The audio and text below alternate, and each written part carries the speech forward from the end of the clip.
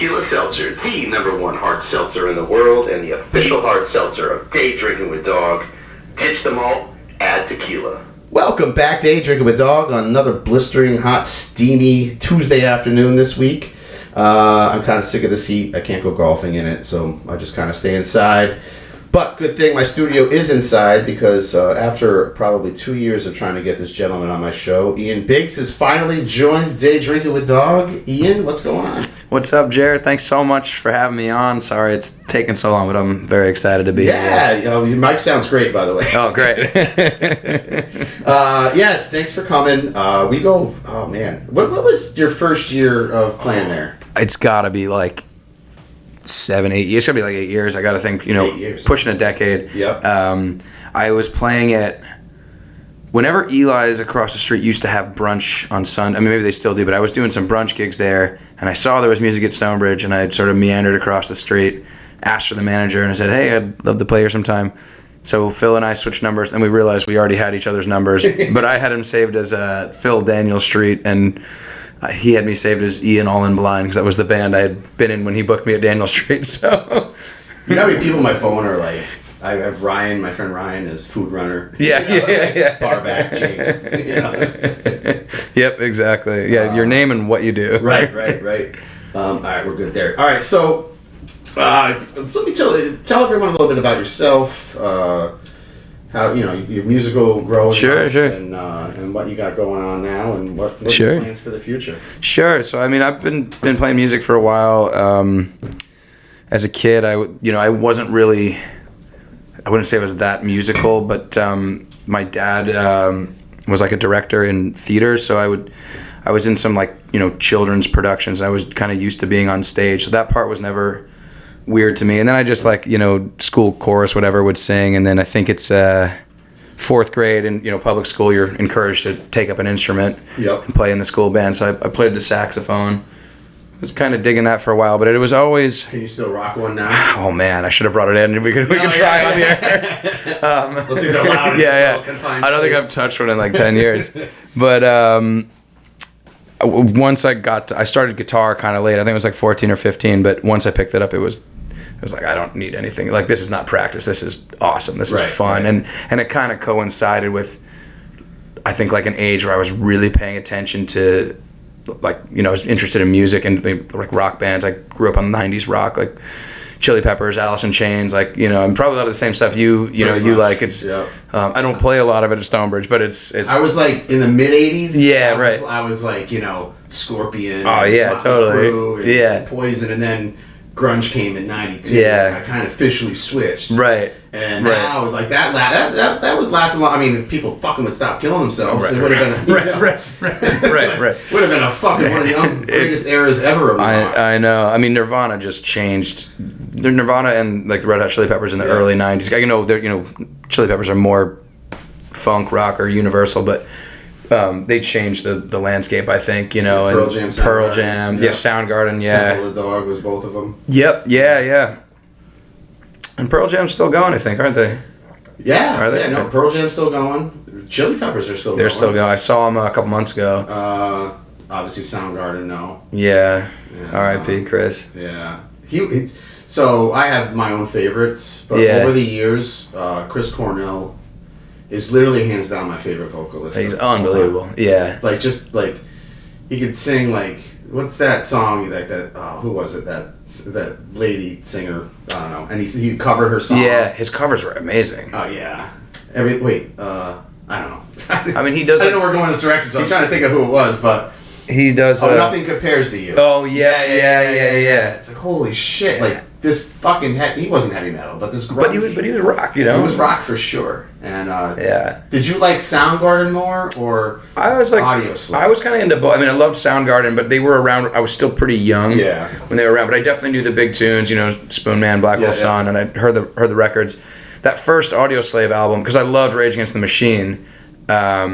So that was the 3 guys from Rage minus the singer, the rapper, plus Chris, and that felt like a really good match. I think maybe by the 3rd album I felt they had fallen off a little, but every good band does. That first album was Oh, this is a super band bands, that there are some that makes sense. Pearl Jam had a terrible one. Actually, Pearl Jam changed so much I barely listen to them anymore. Yeah. But I just still will listen to their first 3 albums religiously. Right. Soundgarden, I definitely take Audioslave over them. I think so too. I just think it was more contemporary for the time. It was definitely more refined. Yeah. I love like what Tom Morello's doing now too. He's kind of made a resurgence. I just heard a new song of his on Octane the other day. It wasn't bad. Yeah. It was. I used to love Rage, but then again, not that we want to get into it. Yeah. It's so fucking political. Yeah, I know. And it was just like, oh god, can we just play music? I know but it's funny too. Like they kind of, I think they hate kind of both sides of the aisle. Here, they're more just like out feel there. Like Rage Against the Machine. I feel they're the machine. They are the machine. Right. Yeah, and you need the machine to get there. You know what I mean? It's definitely. I'm sure some of that's. I don't know enough about it, but I'm sure some of that is like. But it's a brand. It's there's probably almost 10 songs. Yeah. That you can't turn off when they're in your car. Oh yeah. And you just literally start rolling the windows down and cranking the fucking. Yeah, they're so good. Yeah. And they put you in like an angry, fun mood. Yeah. Still, I've seen the Chili Peppers 5 times. But Rage was the best live show I've ever seen. They were. I never saw Rage live. I did see. Morello had that band for a little while. Oh yeah. I saw them on Mohegan Sun like 5-6 years ago. Yeah. What the hell was the name of them? Again, I didn't know we were going. The Watchmen or something. That wasn't it called something like that? I don't remember. Anyway, it was good. They had like a DJ open for them and stuff. Cool. Whatever. But yeah, so let's get to your current music. Sure. What you play. I know you come to Stonebridge. Yeah. You're playing covers. Yeah, totally. You're feeling the crowd. Yeah. Figuring out what's going to get them going. Yeah, I mean, I'm literally looking around and I'm like guessing what I think people in the crowd would like. And I could be way wrong, but I'm trying to profile. Like, well, you hear me. That guy wants Jimmy. Yeah.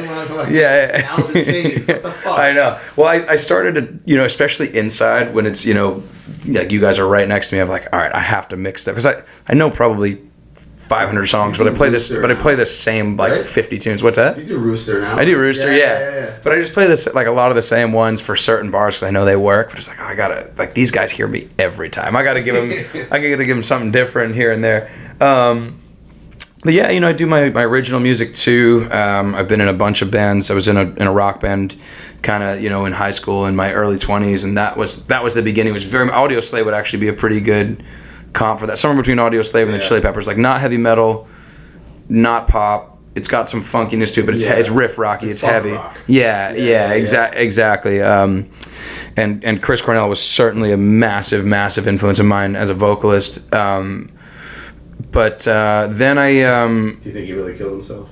I think he was like, I don't know. Yeah, wasn't he on some medication? He wasn't supposed to be on. Trinity of 3 guys that I'm already going off. I know. The 3 guys that were basically going to release a child sex trafficking ring movie, and Chris Cornell, I didn't know about Chester that. Bennington, and Anthony Bourdain were the 3 leaders, and they all killed themselves within a span of 2 years or whatever it was. Wait, I didn't know about this one. They were going to expose some people. They were hard on, Bennington and him became Cornell became great friends. Right. Well, I knew they were great friends. Yeah. They were in collaboration, I believe, with Anthony Bourdain. I'm pretty sure he was involved too. Yeah. In exposing, child sex trafficking. Right. Like globally. Right. And it happens a lot in the United States. Right. It's more than we think about it. Yeah. Yeah. I just said that to my girlfriend the other day. There was this lady that left her child in the car. Yeah. For like 5 hours while going to a casino. Oh my god. And I'm like, just alone, like you don't think about your daughter once, like or son or whoever it was, like you don't think of them 5 hours while you're at a casino. Yeah. They could be dead when you get back. Yeah. And like your car could be stolen. The child's gone. Oh my god. Like, yeah. Oh, she goes. Well, that thing like stealing children isn't really a thing anymore, and I'm like, wait, what? Like she doesn't watch the news or anything. Like I do. So. I feel like it's like she texts me daily. What happened today? I feel like it's more of a thing than ever. I mean, and it's like it's one of those things that maybe isn't talked about enough. No, definitely not enough. There's needs to be more awareness, and I know there's a lot of good people out there doing good things to make people more aware, but yeah, it's not something that I'm thinking. I mean, I don't have kids, but right, so, yeah. I mean, it is one of those things that there's a lot of topics in America, a lot of people suffering. I get it. Like people are trying to struggle through their own lives to make their own ends meet. Totally. You know, and like I'm always approached for donations and stuff, and I'd love to help out as many people as I could. Totally. There's also a limit to, you know, I got, mortgage coming up. Right. Car payments. Right. And, we all got to live in the micro and the macro. Like you got to. What's the Buddhist saying? You can't love somebody else until you love yourself. So I think it's kind of the same. Like if you can make sure you're good, take care of yourself, you can do a lot more for other people, once you're in a good place. So what are, all right, so now you're doing these shows, you have your influences, you have your band. Yeah. And I see you've been to California. And weren't you in like Abu Dhabi or something? No, where were you? I was in over in some desert? I was, that was a couple of years ago. Yeah. I was in Morocco for I was playing a wedding. It wasn't well, this isn't like your fifth time on the show. So we got to do everything. Yeah. So I mean this is your inaugural show. There's been some cool travel stuff. I mean, in 2019, the band I was in at the time, we got to tour the country, bus tour and everything, playing and opening for a guy who was good for bringing, probably 1,000 people a night or so. So that was pretty cool. I've done the bus tour thing before, but this was the first time I did it as like I'm not a hired gun in the band. This is my, I got to live that piece of my dream, and I can't wait to do it again. But there's been some random travel stuff that's like I did a wedding in Key West, and I was like, I'll say yes to this. This is cool. But I remember you had a guy. You performed in the wintertime at Stonebridge, and didn't he give you his card or number? He wanted to fly you out to California. Oh, yeah. And fucking have you play at his wedding in like L.A. or something. I don't know if you did it. I never heard of. I mean, people a lot of times, especially and they're drunk. And especially if you and Camp you're behind the bar, people are throwing around things that they might not really. They're a little loose. Heavy right hands behind that bar, but no, it's all good. But.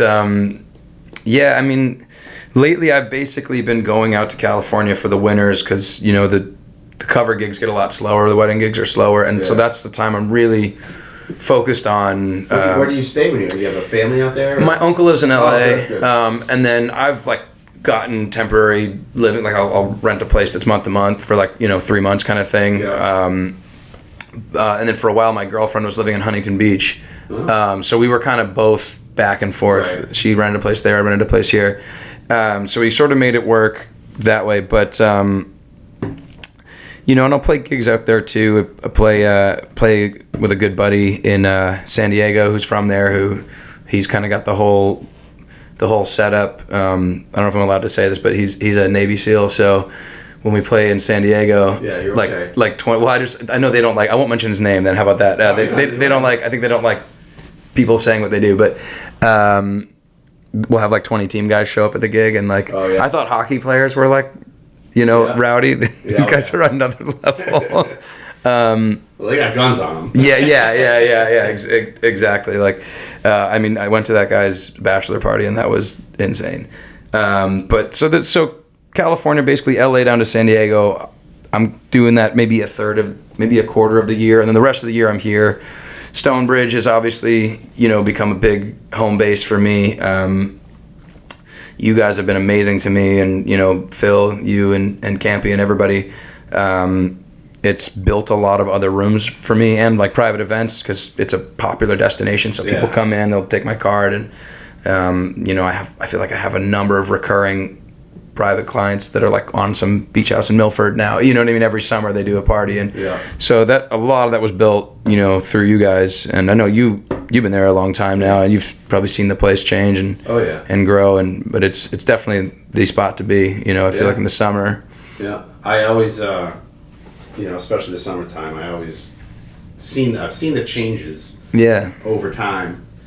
Obviously dealt with COVID, but who didn't? Sure. And we're just moving right along. We're a machine there, especially summertime, and the economy's up and down, and people still. I mean, we don't see as much, say Thursday to Sunday. Right. People Right. come out every night. Maybe Right. 2 now. Right. They cherry pick. And with Dockside, and I love Dockside, they're on the other side of town. They're kind of keeping some people, but they're like the other outdoor place. There's just so many people in a small area that it doesn't really affect anybody. Right. If run well. Right. Some bars just aren't run well. I think that's what it comes down to, for sure. What's the best place you've played? Or like Stonebridge, of course. No, you can't say Stone. I mean like a venue. I mean, I did this show in the Netherlands in May this past year, and it was certainly the most people I've ever played in front of. Oh, I saw that. That was like crowd. crazy. It was like an EDM festival, but so I was playing with this DJ. It really was his show, and I just came up for a few songs. But it's a big. Long story short, it's the 5th of May is a significant date for them. It's kind of like their 4th of July. It's the day they were liberated from the Nazis, so it's their big national. So get tequila for Cinco de Mayo. Yeah. I didn't even think about that. It's the same day. Yeah, there's got to be like a bar somewhere. Right. What about us? Yeah. But so it's a big national holiday, and they do like all the cities in the Netherlands do a big festival. So we did the one in The Hague, and the guy that owns that particular festival or runs it like commissioned me to write the theme song for the festival. So the whole day long and months leading up to this, they've been pumping this song, and everybody knows this song, but they don't know that I'm going to be there. Right. And so all of a sudden I come out and like start, and they're like, wait, what? Like that's the guy? Right. And it was cool. I mean, I've played in front of like 10K a couple times. This was like 20, 25. Like I couldn't tell where it ended. It was... Right. I saw the pictures. They look pretty cool. It was absurd. So that was just a cool experience, but in terms of like music venues, I mean, Toad's Place will always be home. You know, I grew up on that stage. That I really cut my teeth there. The space in Hamden, which is now the original space, isn't there anymore. But you know, Steve Rogers over there was always really good to me. I mean, man, there's so many rooms and around the country. I couldn't tell you as much because you know a lot of these places I've seen once or twice. And, and sometimes you're like you do the show and then you're back on the bus and you don't really get to. It's not, you know, I feel like Stonebridge. I know every corner of that place at this point. You know what I mean? I mean, when you're ready to pack it up and leave, you're like, where are we going drinking? Yeah, exactly. Yeah, exactly. I'm like a peripheral part of the team. You know? Yeah. Oh God, yeah. I need those after being in the sun. You know. I mean, how many gigs you do a week? Because I know sometimes I see you on a Sunday happy hour or Sunday morning. You're like, dude, my voice is shot. You're getting me at the end of the week too. Yeah, it's brutal. This time of year, it's a lot. It's probably like before COVID, it was worse. I was playing like every day, and then I was like, I cannot keep doing this. Right now, I'm probably playing like this week is super light, but right now I'm probably playing 4 to 5, and then in the winter, it's more like 2 or 3. Yeah. But there's some days because I try to stack now when people want it. You know what I mean? I'd rather structure it. You know, like load up and take time off. Most of my income is from like Memorial Day until like the end of the year. Yeah. You know what I mean? And then like the winter months are kind of whatever. But pretty similar. Yeah, well, exactly. I mean, you guys go. You and Campy always take off like 2 months or something, right? Yeah. That's kind of the move. Do you bartend when you go away, or you just don't? You know, one summer about 6 years ago, or winter, I mean, I was down there. My mom had just kind of gotten the house. She'd been there a couple of years, and I was like, all right, you know what? I can stay here till fucking, because their season isn't long. Right. In Fort Myers area, it's not a long season. Right. So it's like basically New Year's Day, maybe a little later than that to beginning of April. Right. I mean, some people stay longer, but that's when the flow of people's down there. So I'll make this long story really short. My buddy that lives down there was in a cab. I'm sorry, he was a Uber driver, and one of his clients in the car ended up being from Milford and owns like 8 of the biggest bars in Fort Myers by the water. Oh wow! And Daniel Kearns is his name, and I can't remember, something with his father was local, and then he was anyway. So I find a guy on Facebook. I sent him a message. He's like, holy shit. I'm like, yeah, I work at Stonebridge, but I'm looking for a 3 or 4 month gig just to stay down here. Right. You know, I didn't have a girlfriend at the time. Right. And I applied at a couple places, and there's one called the Beach House. And they gave me this interview. I'll never forget this. They gave me an interview, and it was cold, and it was like 9 a.m. And it's in the same town. It's in Cape Coral. And I went down. It's this lady, and this is only 6 years ago, so I'm still, I'm in my mid-40s. Right. And not that they have a lot of, like, young people working there, but like, here, who's this guy? Right. So she's asking me all these questions, and she's like, well, we're very high volume here. she's like, you know, how much could you ring in one shift? Have you seen Stonebridge on a Saturday night? I said to her, I said, honestly, I prefer not to say because you won't believe me. And she's like, try me. And I'm like, 9,500. And she's like, oh, you're lying. I'm like, lady, I'm telling you. Yeah. Like, you don't understand. All I know is high volume. Right. That is Stonebridge, right? So, whatever. Interview finished. I went home. And I got a call back like a week later. Now it's like towards the end of January. And they were like, oh, we'd like to hire you, but the weather sucks. And the weather sucked.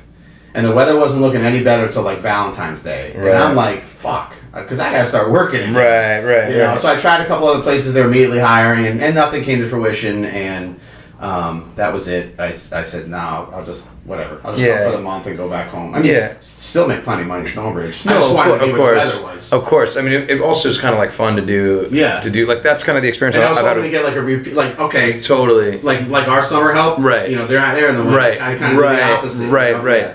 It's cool having like a different experience. That's kind of what I've been having with California. Like I have a couple really regular spots that I play, and I've gotten to know the staff there really well. And it's like I live there, but I'm only living there for a few months. You know what I mean? But I don't know. Maybe if you score a gig down there at some point that makes sense, we should do like I'll fly down and play a few gigs, and we'll get some Stonebridge people to come down. We'll do like a vacation run. When I retire, like I'll be like my father. I'm never gonna retire. Right. You know, but I'm like.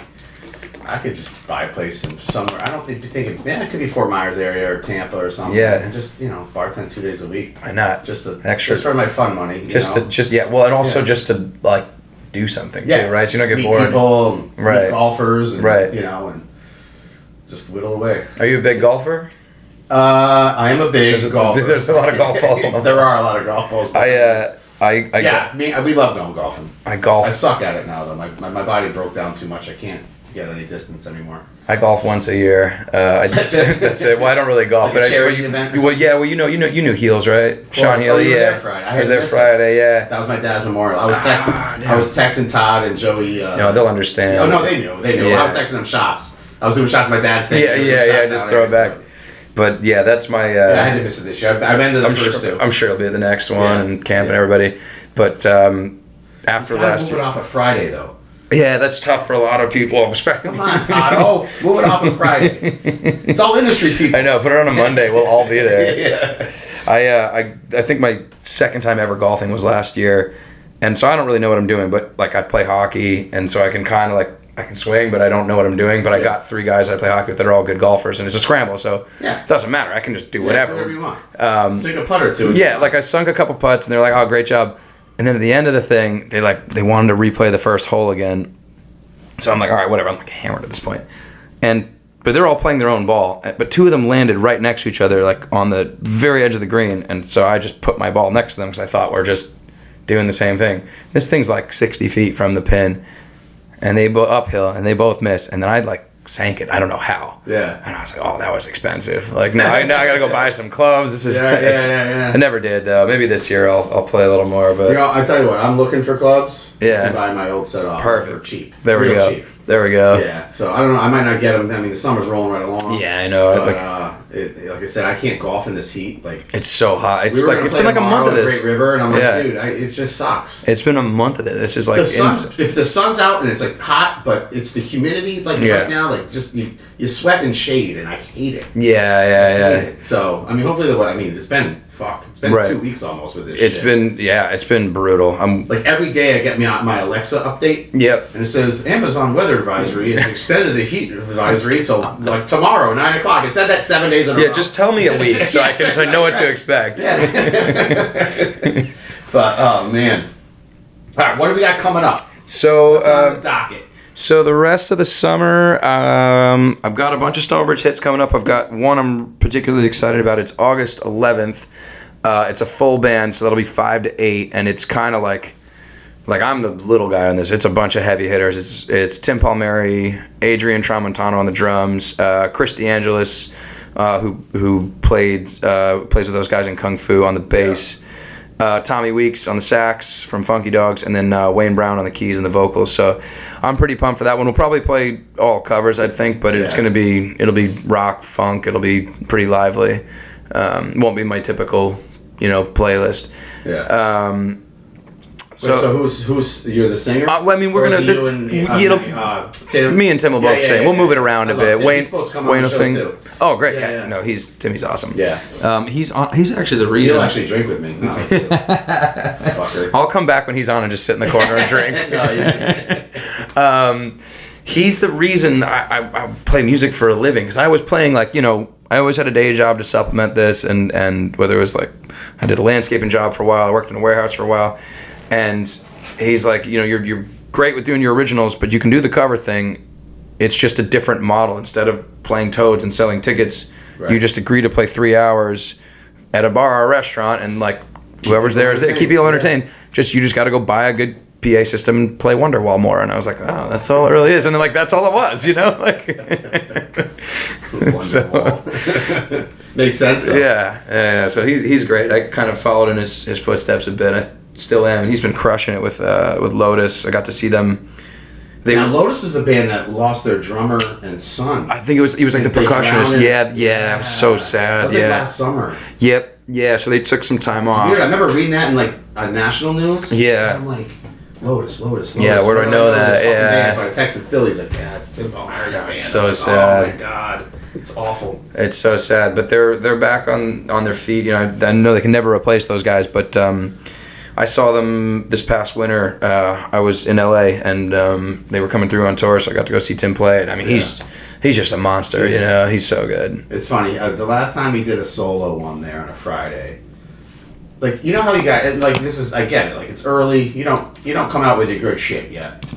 Right. So he's doing the first set, and he's so talented. Yeah. And right before the first set ended, everyone really started to get up, and then he took his little break. Right. And he came back on, and I almost felt like there was a full band at that point. Yeah. But it was just him, and he's so good with the guitar, and I'm like, holy shit, he just had everyone up dancing. Not that you don't. No, yeah, but he can work the crowd. Otherworldly. Yeah. He can work the crowd really, really well.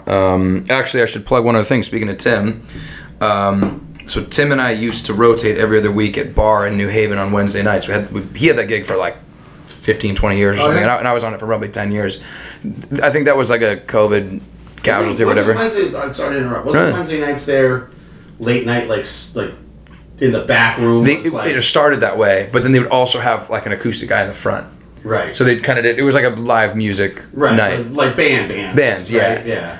But we're bringing emo-y. The back room. Yeah. The back room would be. That's the right word. Well, you know what I mean. The back room would be a kind of 3 original bands, like a full band build, and the front room would be me or Tim playing covers and sneaking in some originals. But we're bringing the same setup on Mondays to Nolo in New Haven. They're doing an industry night, and it starts. Timmy's doing the first one. I think he's just coming Monday, and then I'll be on the next one. So, come on up. Send me a text and remind me. I will. Off Mondays. So. Cool. Yeah, it's gonna be. Nolo? It's on State Street, Delania Pizza, combined with Nolo. It's on State Street by it's right across from where I live, but I don't know the name of the street. It's by State and where you get on the highway. I know what you're talking about. On State. Close to downtown. Yeah. By State and Audubon, basically. Past WTNH, it's on your left. Keep going. Farther than TNH, but... No, sorry. It's where you get on the highway going northbound on 91, so other direction. It's almost to CM's. But not quite. Isn't that... Yeah, it's in that little range there. Yeah. The power of Google and iPhones, I'm sure I could find it. I'm just driving circles. I don't know where I'm going. Isn't that funny when someone's giving you directions I don't need this. Just give, It's almost going to take a left, right? Yeah, it's easier. You're making this more confusing. I have to map this in my head. Well, you know what? As you went to the bathroom before the show, I came up with something in my head, and I think you are not eligible because you know where to go now. Right. But I think my next guest that comes on and sits where you're sitting and has to go to the bathroom, and they find it on their own after I already pointed it out to them on the way in. And then they have to make it out of the building without me directing them. That was tricky. Wins a bottle of bourbon or something. I mean, listen, I've had over probably 150 guests on this show. Yeah. And not one has ever navigated from that front door to here. Yeah. Granted, there are doors and stuff, but I try to tell everybody, just follow the Just signs. yeah. The exit, like if there's a fire, what do you look for? Yeah. It's so simple. Oh my god, yeah, that was confusing. You probably get lost walking out of here. I might. Sometimes you get like, you ever seen the bit in Spinal Tap and they like can't find the stage? It's like sometimes the venues are like that. Oh man. So what do you got for new music coming out? So I'm gonna be putting out an EP probably this fall. I've got like 3. I want to do 5 tunes. I've got probably 30 songs basically close to done that are in the mix, but I want to be really concise about what I release and just, really focus on promoting that. So I have a call today with my manager and with someone else who's going to help with like release strategy, and we're going to kind of put a plan together. But I think the first one will come out, and we live in a world of releasing a single at a time, right? Let each one live on its own. But how do you feel about that? I don't like it. I love like Pink Floyd and an album. I understand the business model, completely understand it. Like, because they want you to buy every song. Well, it's more that each song could get its own push, right? Like if I put out 5 songs all at once. Isn't that the point of a 12-track album? Like not all 12 are gonna fucking make it. Totally. And maybe that's, I'll bring that up on the call today. Like maybe that is a strategy. Like, hey, we really just believe in this one song being the song. Let's just put out a 3 or 4 pack, and the other ones are just accompaniment to that. Because I love albums where like maybe the first song isn't even, it's like an intro. You know what I mean? It's not even a song. Yeah. It's just like how good are those first 3 songs on Dirt? You know what I mean? They just go right, and they would always play those in order live. Like they just go right into each other. They're all in the same key. Same kind of feel, and and then I think the 4th song is Down in a Hole, and then you have this. We're talking about Alice in Chains, by the way. People that didn't, I know you know, but for people that didn't know, but I love the artistic idea of an album, but I think like even that model may start to change, because think about streaming. If an album is, let's say, 45 minutes long, what's going to make you more money? 10 songs or 45 1-minute songs? Right. You know what I mean? So I think it's not going to happen overnight, but I think we're going to start seeing, we're already seeing songs get shorter and shorter, which is probably partly like a TikTok attention span syndrome, but I think I think there's also a business end of that, because you'll get however many times more the streams. I can't do the math right now, but Yeah, so streaming is a big topic I have on this show, not necessarily musically, but TV. Totally. And it's all kind of in the same grouping category. And like the NBA just made a huge $75 billion deal with, what is it, NBC, ESPN, and Amazon, I believe. That's a lot of money. The NFL does their Peacock TV streaming playoff fucking games. Right. I think the biggest problem is you're asking somebody, it's basically pay to play. Right. You're asking somebody to spend another, whether it's $7.99 to $69 a month, for something that they can still technically watch for free. Right. They're paying for cable astronomical numbers. And the biggest shortcoming that they have to figure out is channel surfing. Right. Because you can't. Right. When I'm on Peacock and I'm watching, I was at my mom's place in Florida, and it was Kansas City Chiefs versus Miami Dolphins in a playoff game. It was prime time, and it was on Peacock. Well, I had a free 7-day trial on Peacock, so I ordered it through a TV. I watched the game, which sucked. Yeah. And then I canceled it because I know I'm not going to watch it again. But this is the way this stuff and music is going. Yeah. And you gotta, like, you don't really own your music anymore. Right. And that's the weirdest thing. But you kind of never did. You can buy it. Right. But like, if you just stream, Apple Music or Amazon Music. Like, once it's over, it's over. You don't own any of it. I see what you mean as a consumer. I thought you meant the artist. As a consumer. Right. No, and I think that's one thing people miss is like having a physical medium. And that's why vinyl's made such a big comeback, because vinyl's still the best sounding. It just kind of went out of style because it's huge, and it's like, well, I don't have a record player in my car, so then we went to cassette tapes and went to CDs. Dude, I thought CDs was the end game. I thought so too. Fuck, was I wrong? I thought so too, but now that we've gone to streaming, it's like all the people, 90% of people are like, cool, I can just pull it off the internet anytime. And they grew up with it. And they grew up with it, right. We didn't. But the real sort of audiophiles are like, well, then I'm going to go back to the best sounding way this works. But yeah, no, I grew up on, I had a few cassette tapes, CDs, I I used to be a DJ. You probably don't even know this. I worked for this DJ company when I was in high school. And I remember, like, you know, would do some bar mitzvah or something, and I had to, like, look in one book to find, like, C7 and then find that CD that had, like, was like a, you know, it's like now they just have a computer. Yeah. It's so simple. Right. I'm like, we don't even need them. Yeah. But I mean, you do in a sense where, you know, take requests or, totally. you know, or like, you know, they could actually play or not play things to our discretion. Sure. But you're right. At the end of the day, we could put a fucking 4-hour playlist together. Do it, hit play, and it'll be great. And just put some lights up. And do you really need a DJ? And hey, there was last night at the MLB home run game. There was I didn't see it there, but there's robotic bartenders there now. God. So like I talked about AI a lot last week. I'm like, I'm terrified. All be replaced. I'm terrified of it. Yeah, it's crazy. Well, I can't say like, okay, if you do a Google search, you're using AI. Like I can't say AI across the board, but I think AI in art has gotten pretty bad. I mean, somebody offered me a pretty good amount of money to use my voice to make an AI character for a platform he's building, and he's a friend of mine, and I appreciate what he's doing. It just, one, I'm not trying to compete with myself, and two, I don't believe, I can appreciate the technology is cool, but I don't believe in it.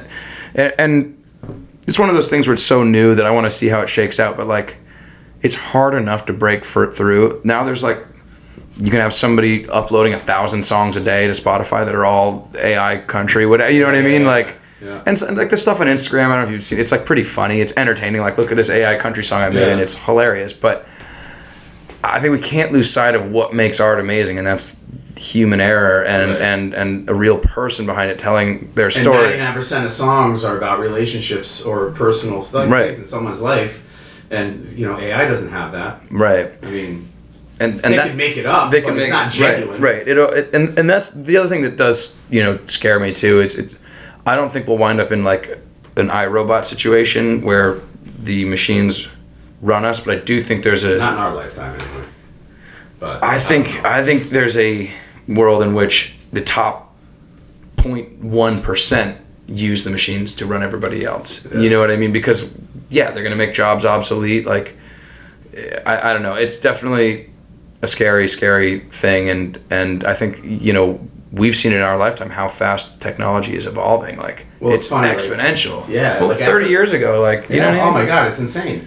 And like, it's funny, like, you know, art imitating life. I had this conversation in my own head after I did the podcast last week with this girl, Maya, who she brought AI to the table and her thoughts. And I'm like, in my head, I'm like, well, I'm a bartender. I should be pretty safe. You know, like, you know, hairdressers and shit. And then I saw that last night, and I'm like, wait a second. You ever seen the Jetsons?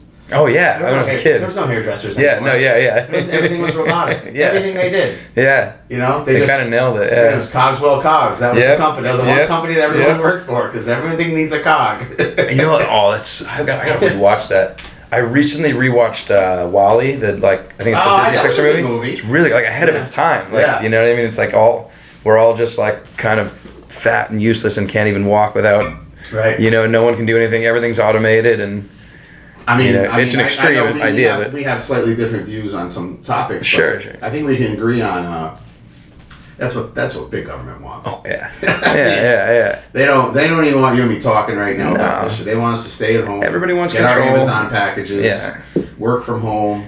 And that's it. I don't even know that it's the big government, but it's like who's paying. Like, you know, Jeff Bezos, like, whatever. I mean, I'm not gonna say anything bad about someone who had a good business model and it worked, but a lot like Russia, like this country's still run by oligarchs, if you will. It's just not out in the open. Oh yeah. It's not there. It's like everyone blatant. Knows it. It's blatant. It's not out in the open. But they'll here, like we still have monarchies in this country. They're just big businesses. You know what I mean? Like pharmaceutical. Amazon. Yeah. You can't go toe to toe with that. You know, like you know, I feel Musk is the breakaway. Sure. From that group or clique or however you want to call it. Right. Because you're right, they are oligarchs. He speaks out a lot more than the rest. The rest of them, I think, are happy to kind of be under the radar. Well, they're under the public radar. Yeah. But they're very high in the private sector. Right. What they're dealing with. Right. You know, and it's, you know, that'll lead us right into.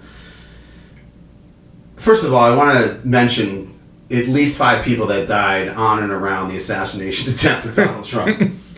Shelley Duvall. She was a little old, but you remember her from The Shining. She was the wife in The Shining. Oh yeah, she passed away. Yeah, she passed away, and she was in. I believe she was in the original Popeye too with Robbie Williams. No way.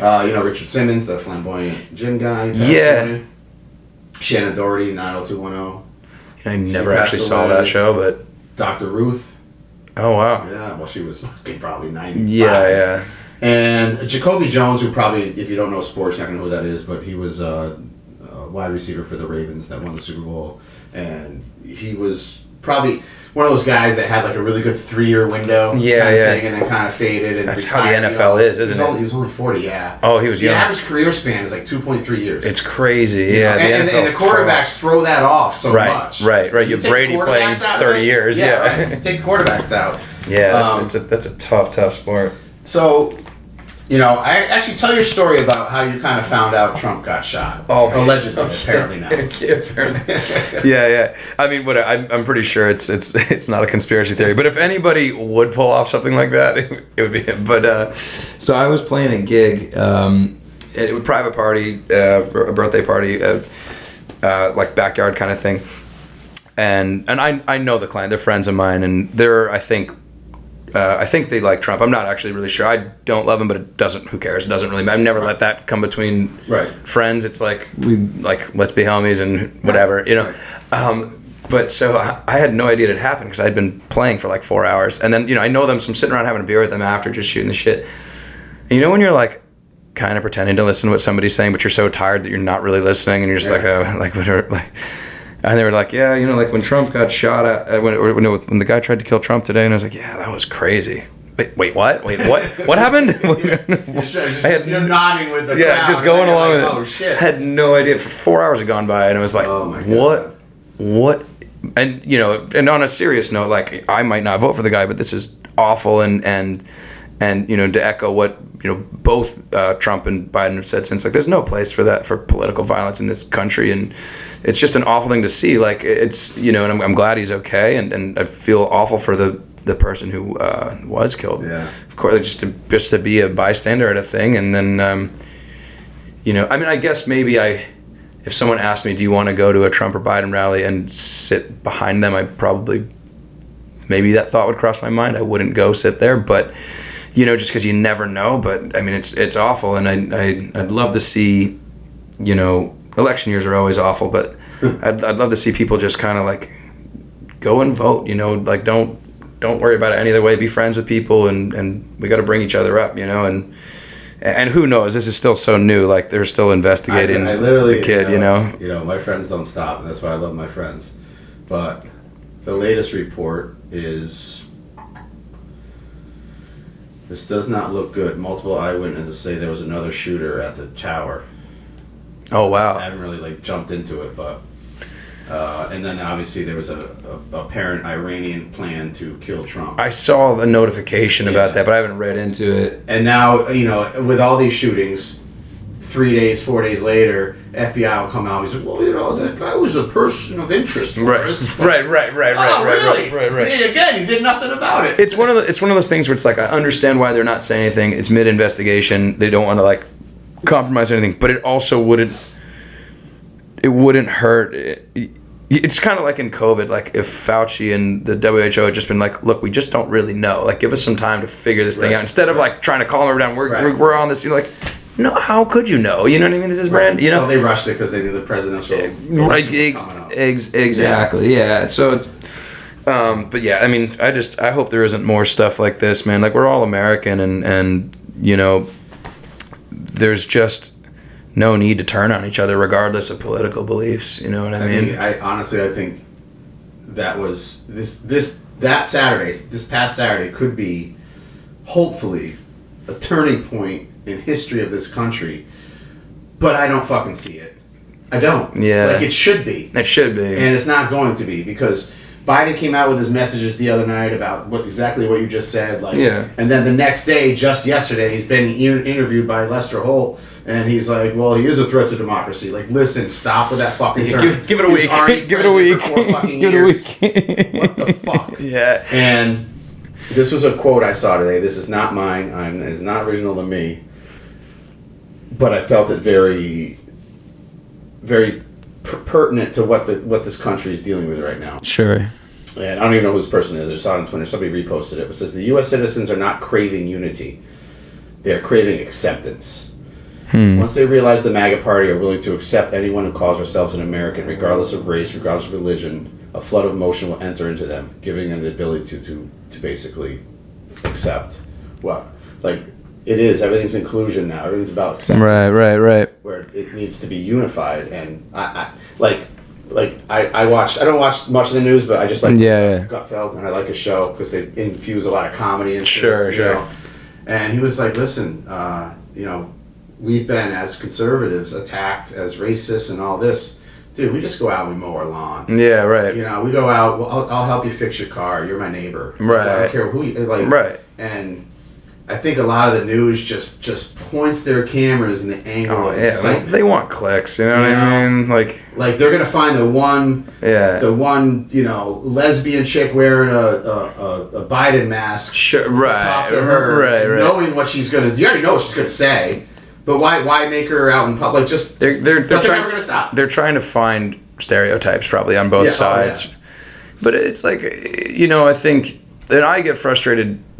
I think, politics should be more a la carte. Like, I don't think you should be like, well, I'm on the left, so I think these things. I'm on the right, I think these things. Like, because I'm not really completely. I'm sort of in the middle. I just don't love Trump. Don't want him to get assassinated. Just in case the FBI is listening, I had nothing to do with it.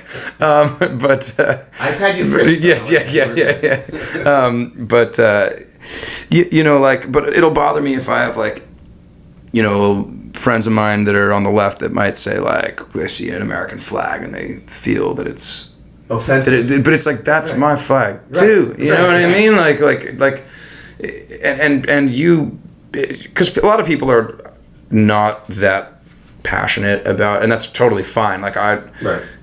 It's exhausting to go into and to learn about it and everything. But if you are and you feel that flag doesn't represent you, try to change it so that it does. Not the flag, but the country, the system. So I don't like when people. Everyone's so afraid of each other. I think partly that's social media too. I think we're more divided now than ever because it's so easy to be a keyboard warrior. But if you get in a room with somebody, you have a beer, you know what I mean? Right. You're gonna find common ground. I have Facebook friends that just happened yesterday. Two of them. I won't name them by name, but you can go on my feed and see who I was talking to. And both of our conversations ended with, I love you, man. It's all good. You know what I mean? Whatever. We have different beliefs, but I'm not going to ruin a friendship. Yeah, no, exactly. And I really wish, these are my posts that they're commenting on. I'd rather have, as a friend did today, call me. Right. Call me instead. And that, so much smoother. Because the random person, not that I'm some influencer on social media, but most of my friends are pretty aligned the same as me. Sure. And I just feel like if they see you talking shit back to me, they're already gonna come jump down. Yeah. Regardless, they don't know you. Right. So that's why I'd be like, either private message me if you don't like what I wrote, or call me. Right. Or just say, don't like that take. I don't care. You don't have to go into the whole spiel of why you hate Trump. Right. It just, you're gonna live with it because you know what? If you accept it. You don't have to accept it. Is it going to change your life that much? Dude, you know what I mean? From 2017 to 2020, outside of the COVID that was fucking manufactured, what is the Hitler comparison? I still have not seen anyone tell me why. Is it just because they think he's going to be a dictator? Because he's certainly not fucking mowing down a million fucking Jews. Yeah, no, I mean... Well, I don't understand it. There's not other dictator you can compare him to than Hitler? I haven't compared him to that, and I haven't seen... I'd have to see what you're talking about to lay an opinion on it. I just don't... I'm waiting. I've asked this question before, why the comparison with Hitler? Let's say he wins, we control the Senate, and maybe we get the Congress back. I mean, that is not what the Dems want. Right. Then they have no control over everything. Right. And they say, because he packed the court. Okay, sure. Right. And then the big kicker was last night at RNC, when everyone was raising their fist going USA, when Trump showed up, and everyone's comparing that to 1930s Nazi Germany with Hitler. I mean, that's dumb. Come the fuck on. Dumb. Yeah, that's dumb. I mean, my qualm with him I suppose. At this point, it's not like if you're on the left, right? He really did his damage in the first term because he got 3 justices in there. Like I don't think there's gonna be more turnover the next term. Whoever's in, right? So I don't think that much is gonna change. Well, Ruth Bader Ginsburg fucked it all up for them by not retiring. I know. And she died in Trump's fucking. So all right, Trump's like, thank you. Here's a fucking Republican. Yeah. But I do really think both these guys, Biden and Trump, like, and maybe this is always the case. I really think they're in it for themselves. Yeah. You know what I mean? Oh, yeah. And I just like, I don't... If Biden wasn't, he would have dropped out after that. That's what I'm saying. Like if you're a team player and you see the writing on the wall, like, you know, I don't know, but it's, you know, I'm ready for it to be over. So let's tell everybody, in 4 years, it's all over. Yeah. If Biden will be 87, right? He's not going to run Trump again. Can't run again, right? And either one can't run again, right? Yeah, no one's running again in 4 years. So yeah. Well, I mean, if somehow if Trump were to trade the laws, just change the laws, right? Well, that's. I mean, I think that's the fear some people have, but I don't know that. Like, it's not gonna happen. It's not gonna. I think people are still a little scared of what happened on January 6th, and I'm not. We don't have to dive in. That's really my only qualm. I felt like he could have prevented it. Maybe he didn't even realize what was going to happen. Like that was just a chaotic thing. But there's like so much shit in that. You're right. That's a whole fucking show. Yeah. And whether you see a pro-Trump documentary or a pro-Biden documentary on it, or Pelosi. Right. They're each documentary is gonna. You're always gonna get an opinion. Yeah. Well, I always tell people like you gotta go watch CNN and Fox. You get both ends of the bullshit. You know what I mean? Like you gotta. Yeah. Like Donald Trump could save a baby from a burning building and CNN won't report it. Yeah. But they'll. Now, today they had him falling asleep at the convention last night, and I didn't really know any context. For a little bit, and they're just boring. Yeah. All of them. Yeah. And today's big headline by all the people on Twitter was like, there was like a 7-second shot of like Trump here with his eyes closed. Yeah. And like they all fucking fuck with Joe Biden, but look at this, he's sleeping. Right. And my first thought was the dude just probably hasn't slept in 48 hours. Yeah, he's had an interesting couple of days. But it ended up being the prayer portion of the fucking my God. thing. It's like I can't. That's the thing. I can't. There's no context to it. And both sides do. And it's like, if you take a step back and look at it, it's sort of hilarious that like in like a very satirical way, like this is what we've come to. Yeah. It's not good. You know what I mean? Like the news needs to be honest and be the news and but. Like if you go to 1980 and 84 with Reagan running, or even with Clinton in 92 with his scandal. Yeah. And you got two sides of the aisle there. If social media was around back then like it is now, how would we feel about the Clintons? It might be the same like Reagan's thing. second term, he's basically Biden. Right. He just forgot everything. Right. Right. Yeah, he was really or the Cuban, whatever was it? The Contra. Yeah. And he was just like, I can't remember. Right. But he's like literally gone down as one of the greatest presidents ever. Sure. And I loved Reagan, but like that second term, his last 2 years is what we're facing with Biden. Possibly right now. Right. So is that really what you want? I don't know. But you're a gambling man, right? I'll gamble a bit, yeah. All right. Here are the current odds from Saturday to today on who's going to win the presidency. Trump on Saturday was minus 110. Today he is currently minus 233. So that means you have to lay $233 down just to win $100 back. So that is a heavy, heavy favorite. Biden, who trailed Kamala before all this hubbub on Saturday, is now beating her. He's plus 520, and she fell all the way to 1450, which means to me that they don't think he's being replaced. I think they can't. I think it's too soon or too late. It's too late to do it. The movement. It's too late to do it now. I think. Yeah. They should have. But like Trump 233 and Biden 520 is like, Alabama Crimson Tide versus I think what I said yesterday, Florida Gulf Coast. Right. It's 20 something point favorite, but we see how quickly this shit changes daily. It's true. You never know. It is daily. They're both. They're both going to be alive. Right. November. Well, not to be funny, but That is one could die of old age, the other one Right. could just get murdered. Right. So I mean, that's where we're at with that. They could both die of old age. I mean, Trump's up there too, isn't he? He's he's 78. 79, but he went golfing the next day.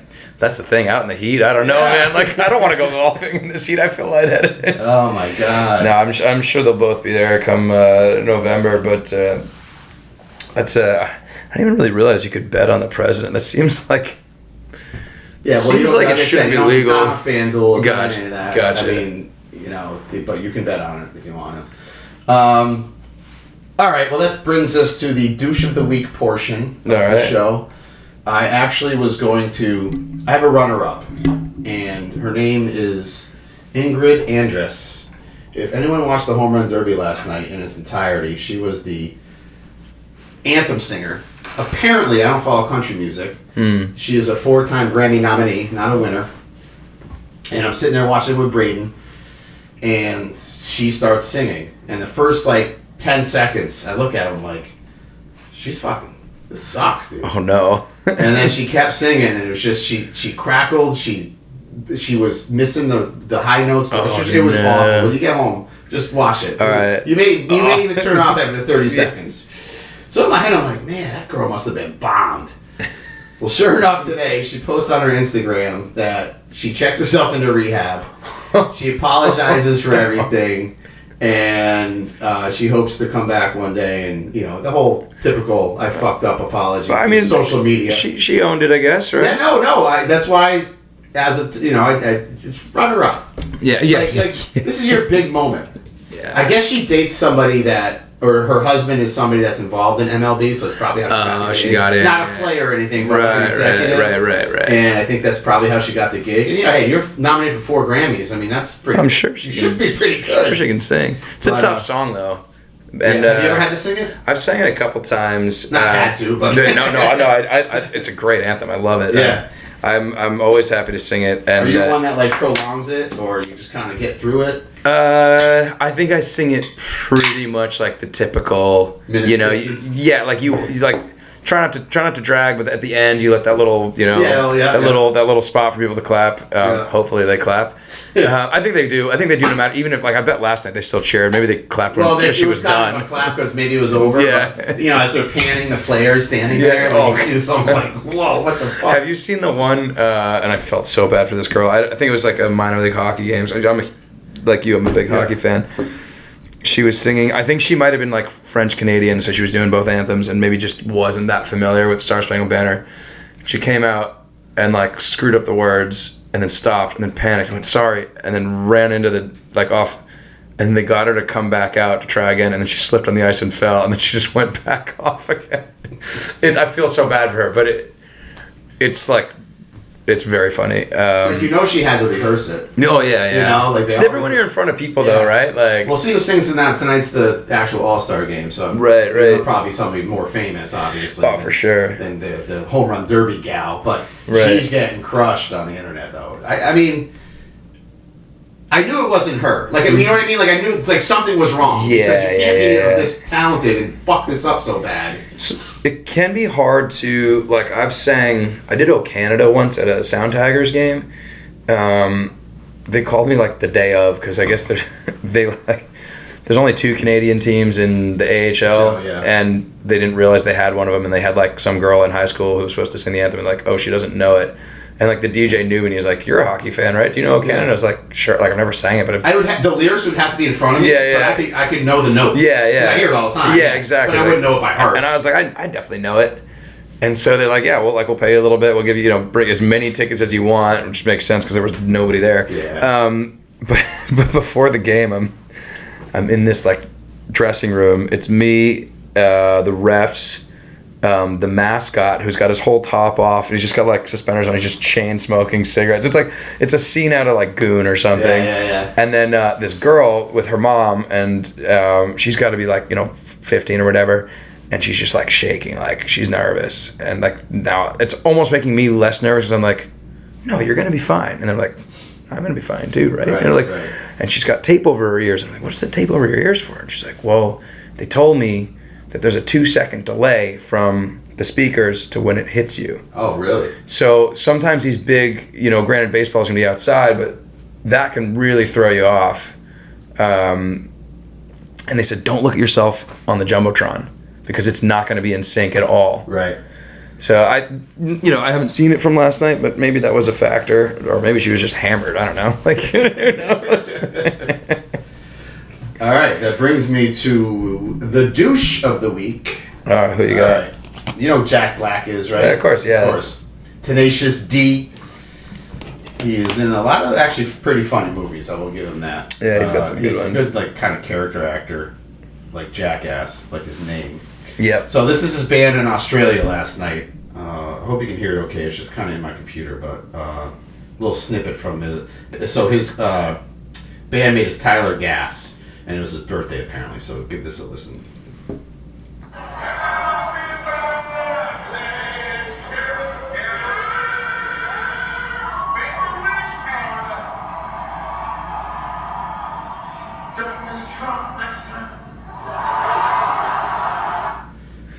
Oh, Don't boy. miss Trump next time in front of. It sounded tough. like he said Canada though, but I read that it was Australia. I'm not really sure where it happened, but he didn't. When he said happy birthday, I thought he said Canada. Yeah. But whatever. Either way. So Tough look.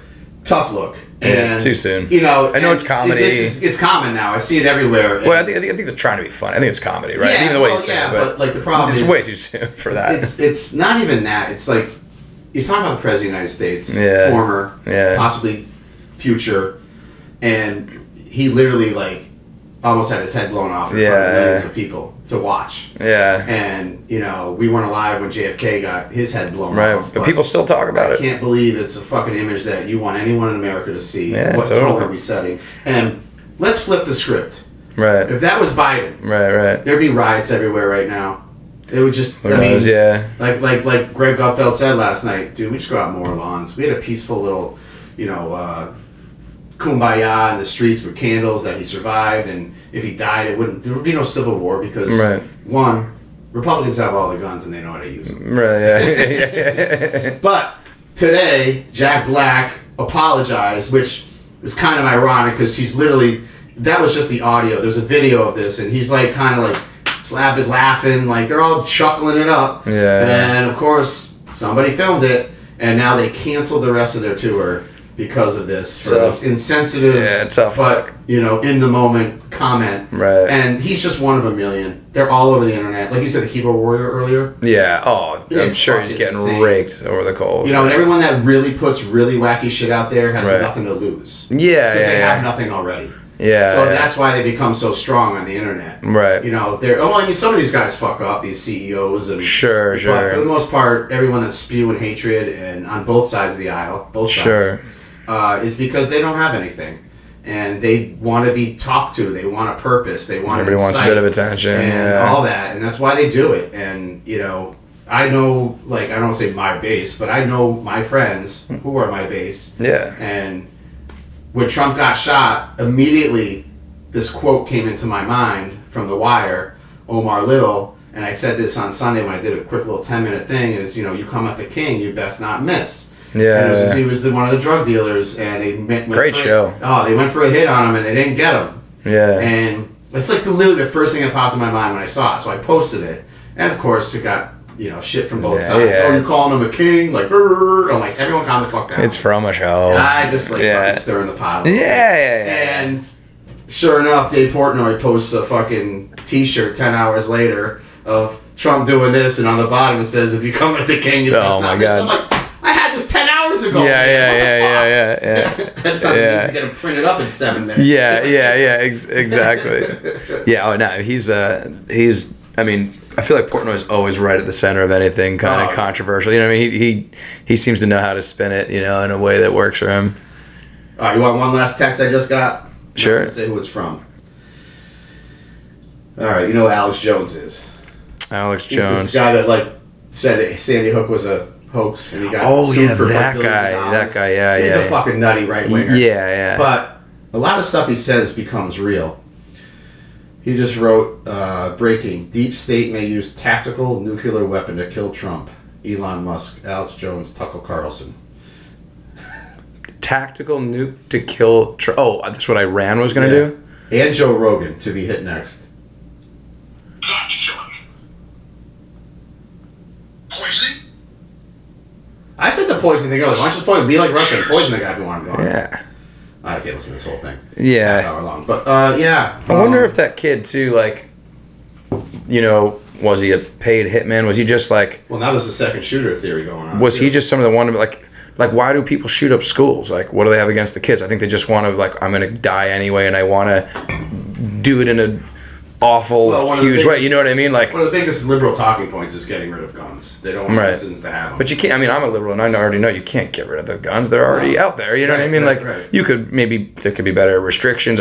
Like, I think it's fine to say there is a gun violence problem in this country, but you also can't just go get rid of the guns. Like, what is the solution? I don't know, but... Mental health. That's why I'm not in politics. Focus on mental health.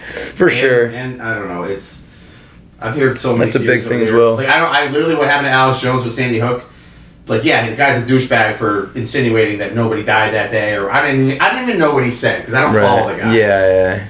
But to force him to pay billions of dollars in restitution to families for basically using free speech is just crazy to me.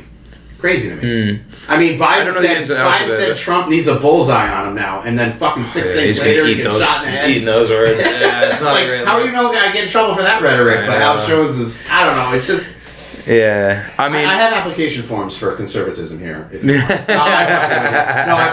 I knew you were kind of liberal. It's fine with me. We're friends. Yeah.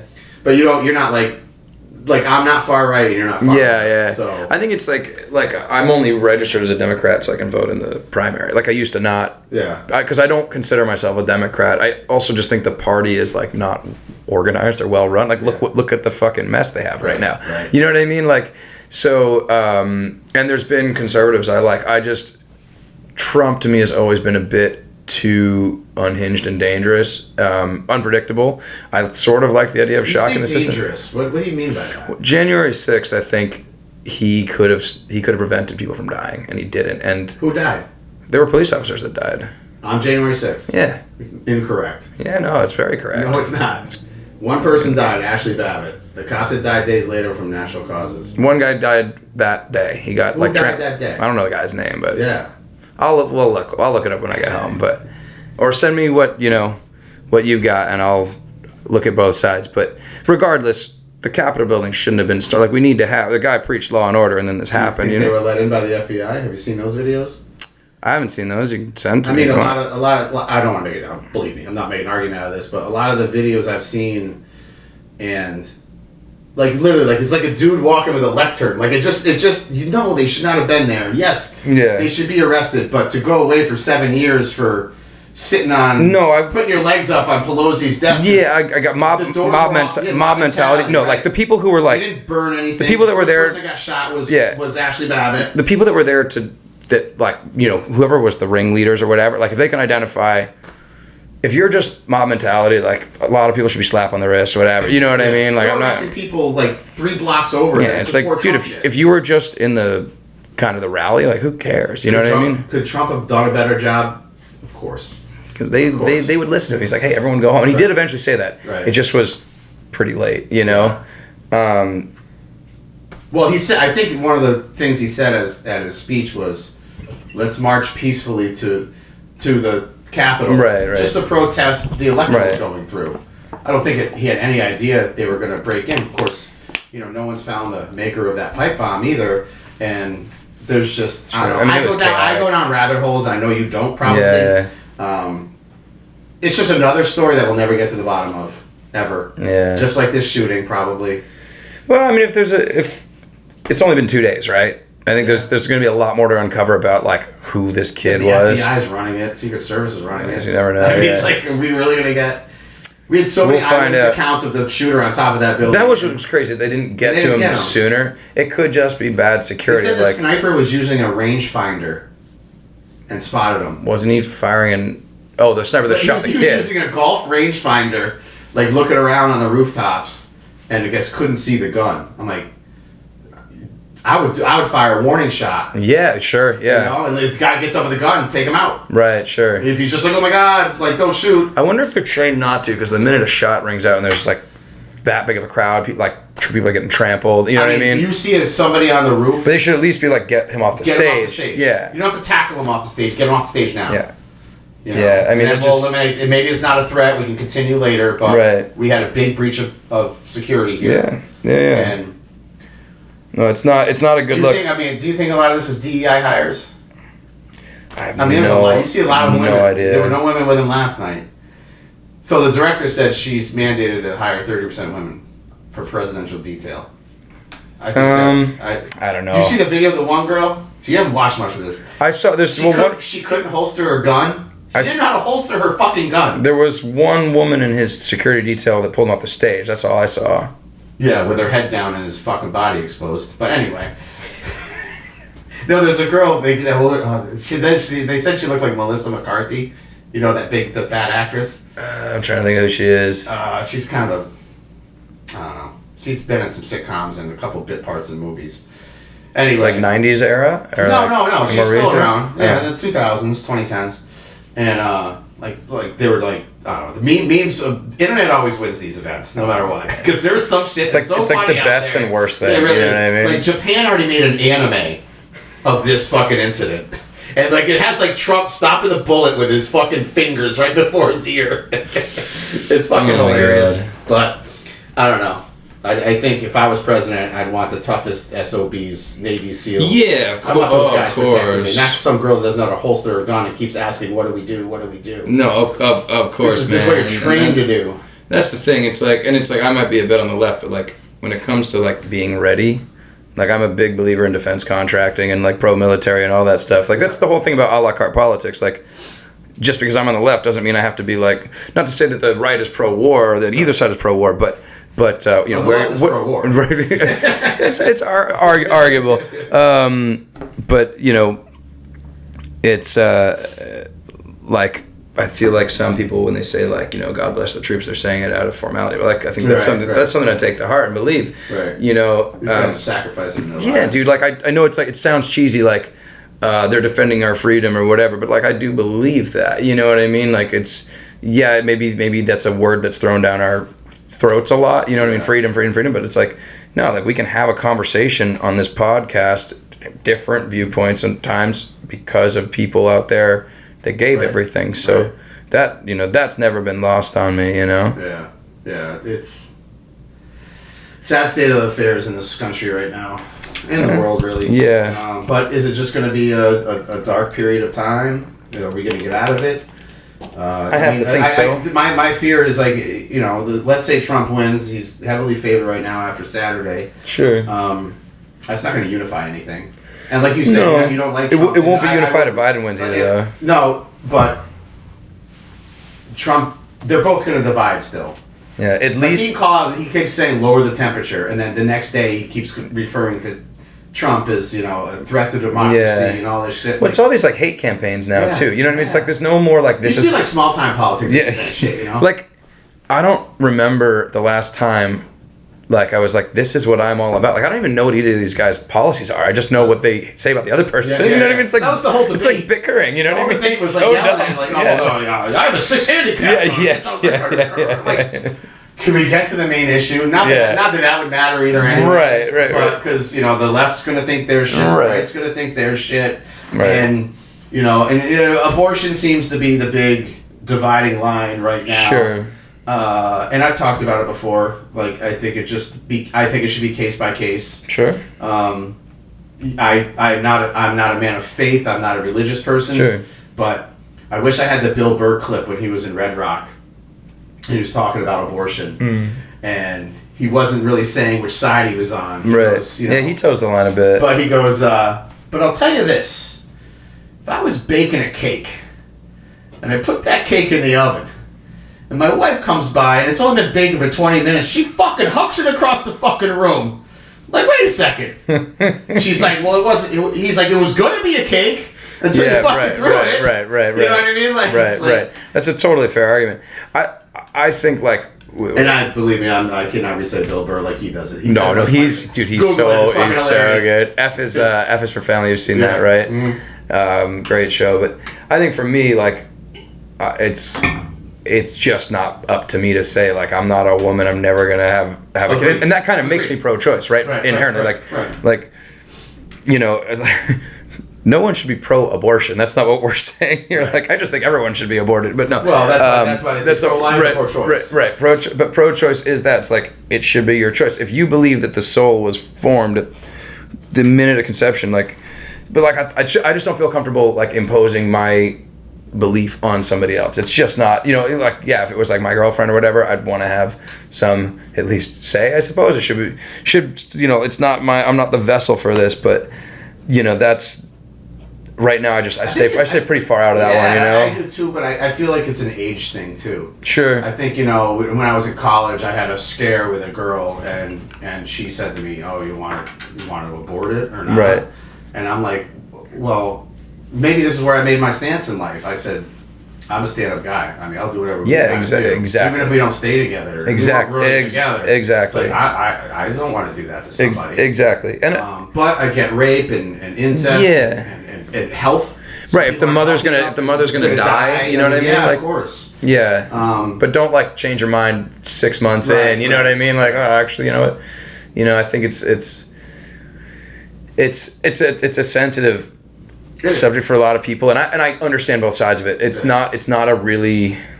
I just don't feel like it's my place to say. You know what I mean? I think a lot of the things that divide the country, like, they're all sort of, not to say there aren't real issues. Abortion's a real issue. All these things are real issues, and then people feel passionate about them. But really arguing about, like, we're really just arguing about money. We're just arguing about where the taxes should be. That's all. That, like, Reagan actually realized it, and he's like, you know, and you can say he was a great president and everything. I kind of think the original divide we're seeing now started with him, because he basically realized we need a couple other weapons on our side, got abortion involved. And then people are starting to argue about things that, not that they don't matter, but really at the end of the day, if you're like, hey, you're going to keep this much money and the wealthy will be taxed here, whatever. It's like, I'm not an economist. I don't know. Maybe if I was, I'd become Republican. I'm doing it wrong. But you're fiscally conservative. Yeah, I may be. But that's really, like, morally liberal. I think, exactly. And I think we just lose sight of that sometimes. And of course there are other real issues. I don't mean to downplay them, you know, like, I feel like everyone should have their place here and have their opinions be heard. But I think a lot of times we're arguing about some other focal point that isn't really, you know, and that's probably what they want us to be arguing about and focused on. Like with AI and TikTok and all this shit and clipping of videos and taking stuff out of context, is really, we'll never be unified if that's just going to continue to be. Exactly. Yeah. I mean, we got to, like, really, really be focused on the left. They can't take Donald Trump praying as Donald Trump praying with the masses. They have to turn it into he fell asleep at the fucking convention. I don't mean to laugh at it, but it's just like, it's so funny, but it's so bad. Come on, like, that's dirty. And I'm sure both sides are doing it, but it's like, is that what we've come to? You know under one caveat though is Biden actually he does freeze. Like the Juneteenth thing was this. They literally, the whole left said, "Oh, that's a false flag. That didn't really happen." No, he's froze for about 25 seconds. But I don't know. And that's the other thing too. Like, man, like, how did you saw this coming from so far out? Like, that's how, like, it was. Like, when I watched the debate, and I went right to CNN afterwards, and I'm like, they're like, oh my God, it's over for him. And I'm like, at first I was like kind of cheering it because I really don't want Biden to win. Right. But then I'm like, fuck.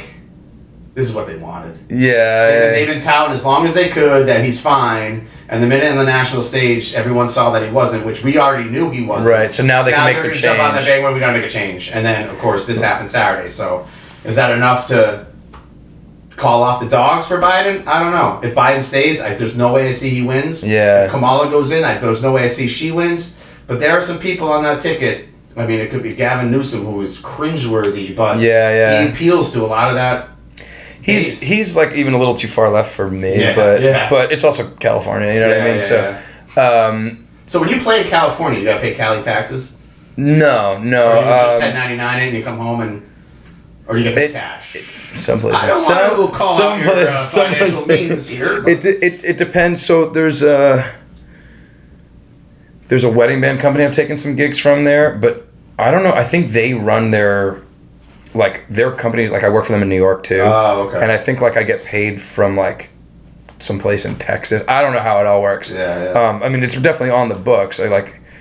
I think like get 1099. California is that's why a lot of the celebs left. Yeah. Because like even if you like no one wants to film there anymore. Right. Because if you're working there, you got to pay them. It's like so expensive. I know, it's crazy. It became like, I think things just move around, right? Like Texas is going to become like the new hotspot because, you know, California was like the frontier. Let's get everything out there. It's cheap to do things out there. It's interesting. Like even like Detroit, after, you know, the collapse of the motor industry, they had a resurgence in film because they had all these warehouse spaces, and they're like, we're going to have huge tax breaks for filmmakers to come here. Connecticut did the same thing, and it's like things just move around. Like once there's enough money somewhere, and then like there's a point where it breaks, where people are like, nah, you know what? Oh, we got to move it. I mean, the Tesla moved this shit. Yeah, I get like Southern California is beautiful. Like if you have a lot of money, you can afford to buy a house there. Why wouldn't you? I get that, but you know. I think it's another thing that like really pisses the right off a lot. Is just these celebrities they don't have a grip on reality. Well, it's like especially now at our age we're into like all the celebrities are like a child of a celebrity. You know, like we're moving up in those generations second generation now. You know, it's all you know nepotism and shit. Yeah. These kids are all grown with silver spoons in their mouth. Right. They don't know the struggle. Right. And it's so easy to have a following, you know, just like influencers and stuff. But it's like, where's your credentials? You know what I mean? Like, I think one thing that I always try to say is like, yes, I believe these things. I'm a little more rooted in my moral beliefs than my political beliefs. Yeah. But I also am willing to just check things at the door and say, you know what, like, hey, like maybe I just don't know. You know what I mean? Like I think we're so quick to grab something that we saw someone share and be like, yes.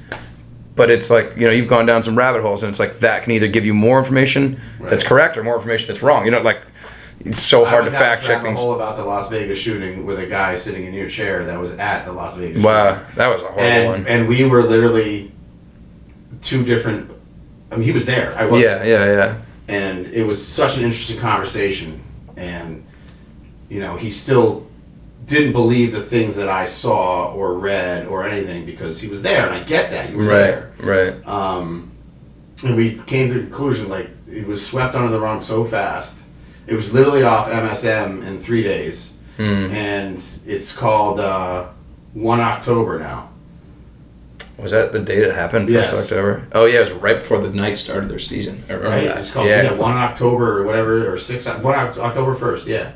And it's like, because they labeled it that way, so you can't really Google search, like, Vegas shooting. Like, you can, it'll come up, but, like, the real juicy dirt stuff, they labeled it that, so people be directed in a different spot. And it's just weird, like, how manipulative people can be on the internet. And just, you know, like, I always say, Instagram's listening to me now, so... You know, you'll probably have, you know, Ian Biggs ad come up. I mean, Apple admitted that the phones listen to you. Oh yeah. They flat out admitted it. What's weird is when I think something and it like shows like there's so weird. No, we're not there yet, are we? Come on. I don't know, man. I don't know, because there'll be times like I'll be typing something in a text message, and it'll say like the next 7 words like in light font. I'm like, that's exactly what I was gonna type. That is fucking right. Weird. I know they're all algorithms. It's AI, yeah. But I'm like, what the fuck? All right, we're at 122. Let's do. We're gonna wrap this up in 3 minutes. A little hockey. Man, we could do a whole other podcast. I know. So it's the middle of the season. You're a Bruins fan, right? Huge Bruins fan. All right, so we're both Bruins fans. What do you think of the offseason so far? Are you cool with Swayman taking the lead as our number one without Allmark backing it up? And you know, how much longer? I don't know. What do you think? I haven't really delved into the offseason yet until training camp. But totally. I know the moves they made. I love it. I love everything they did. I didn't like the return they got on Allmark, but I think that, and I love Allmark. And I love the goalie hug. I loved all of it. It's like you know you can keep them both. Did they get that center? That six. Center? He's like 6'7". Yeah. But I mean, he's not going to play for a while. He's 18 years old or 17 or whatever. He's a draft pick. But they also had to take back Korpisalo, who's I think they have a history of bringing in goalies that maybe underperformed and then getting like the goaltending return on them. But it's just his contract isn't great. So I would have thought they could have gotten a little more, but I think part of the problem was they wanted they wanted to have a first round pick, and so they had to do it by the draft. But like Swayman's still not signed, you know. No, that's the he will. I'm sure they have. I'm sure they have a framework of a deal. They can't trade Allmark without. They must know it's happening. Yeah. But I, in terms of everything else they did, picking up Elias Lindholm and Nikita Zadorov, I think Lindholm's huge. It's huge because he's a two-way center. He's not necessarily Patrice. Right. He's not necessarily. He's not Patrice Bergeron, but he has a lot of the same parts of his game. Yeah, like the contract is going to take him to what, age 36 or something, but like these guys play later, and Zadorov, like the Bruins had become too soft, you know what I mean? Like, and not to say you have to be the big bad Bruins of the 70s, right, but they needed some meat and potatoes on the back end. Oh yeah, there we go. There it is. I just happened to be there. Yeah. Awesome. They're all out in the ice. That's awesome. Game. Yeah. So I love what they did. I think I wish they kept Maroon though. I do too. Even just have him in the room. Matchups next year. Even if he didn't play that much, even if he was like the 13th forward, I would have loved for them to keep him too. But they got They got some jam in the bottom six now. That Castellet guy that came over in the Ottawa trade. He's got some jam. Jones, I think there's going to be competition in the bottom six, and then Matt Patra got hurt last year, and he was looking really promising. So like, who knows? They're kind of leaving that 2 right wing spot open. So maybe Fabian Lysell makes the jump, but if he doesn't, you know, how much does How much does Marchand have as captain in his tank? I think he's just going to average 30 goals till he says I'm he's done. So competitive that like and he's such a smart player that he'll figure out if he's like, okay, I'm losing a step, he'll still be a really good third line complementary player and a good leader. I think he's playing, what is he, 35? Yeah, he's getting there. I think he's playing at minimum 3 seasons. I think he'll you know, I was a little surprised Bergeron and Krejci didn't come back, but I guess Bergeron was kind of beat up and had been thinking about retiring for a while. I still think I leave both of them on the table still. You think they would come back? I mean, if they don't have to go through training camp, or like, you know, come back. It's not an Olympic year. There is a cup this year though. They're doing like the Four Nations. Like a 3-week shutdown. They're doing the Four Nations, which is yes. Dude, the Czechs won the World Championships and weren't invited to the Four Nations because it was like predetermined who was going to be in it. The Czechs aren't going to win, and that was the thing too with Krejci. He said he was going to retire from the Bruins, rehab his injuries, and then he was going to play for like a team in Czech so he could play in the World Championships, and apparently he wasn't able to come back, so he may have he's a kind of a quiet guy. Bergey's going to be 40, right? He's probably 39 now. Yeah, so I think it's done. I think if they, I mean, what if they had like 2 years ago and they're just fucking winning, and he's like, you know what? You never Put me know. on your fourth line. I mean, that'd be incredible. That'd be incredible. Because I found a lot in the playoffs, and I knew Florida was the worst matchup for us. Oh yeah. Just like with the Rangers, like fast and heavy. Just the way they play, man, and they deserve the cup. Oh yeah, Florida was nasty. But they also deserve to get fucking tossed around a little bit. Yeah. Because they're fucking dirty. I know. But if we were Florida fans, we'd fucking. Oh, we'd be losing our minds. Yeah. That's why I'm like happy they got Zadorov. Like, he's a little dirty, but like I want him on my team. Yeah. You know, like. So I don't know, like maybe they make a little come back, we'll see what happens. But I think they're deeper. I think getting Lindholm slots everybody in because they were kind of like, who's our 1C? Coyle, Zacha. Neither of those guys are really a 1C. It's going to slot everybody in a little better, and then if Patra takes the next step and pushes Coyle back to your 3C, that's a deep team. Yeah, and I didn't lose or shed one tear about DeBrusk leaving. Yeah, that dude misses so many open nets. I know. He's kind of like. He still scores 20, 25 goals a year, and he's got a lot of speed, and he plays big in the playoffs, but he's inconsistent, He's so much better than he is. I know, he's frustrating, he's right? He's so talented. Yeah. And he's just one of those enigmas in hockey, like, why are you not better? Right. Like, you have all the skills. Right. And I mean, watch. He'll go light it up. He'll go light it up in Vancouver. And we'll be like, what the fuck? I think he will do well. He's going to probably play. He's been playing his off wing for like his whole career. He's probably going to play on the first line of the left wing with Pettersson. Yeah. So I think he will score 30, 35. I won't be surprised. Probably. But would he have gotten that here? Probably not. You know. So. But he had his chances. For sure. Yeah. You gotta make those chances count, and then put the first line, and then you're off and running. I mean, he had 2 big ones in the Winter Classic. I was at that game. Yeah. That was wild. Oh yeah. I was there. Yeah. Nice. I went. It was like an irresponsible decision. Like the day before, I was with my girlfriend and a buddy of mine to play hockey. I was like, let's buy these tickets. They were like $600 a piece. and it said like your view might be obstructed, and I was like, no, like where they have the rink in the mock-up, there's no pole there. That's like for baseball. They're using the same map. We get there, there's like pole like right here, like we can see like part of the rink here, but it's blocking one of the goals. Ah, shit. So we're like, all right, fuck it, let's just get hammered, and we ran around the rink, and it was cool. Like kind of watched from different places until security told us to leave. And yeah, there you go. Nice. Well, we'll see how it goes.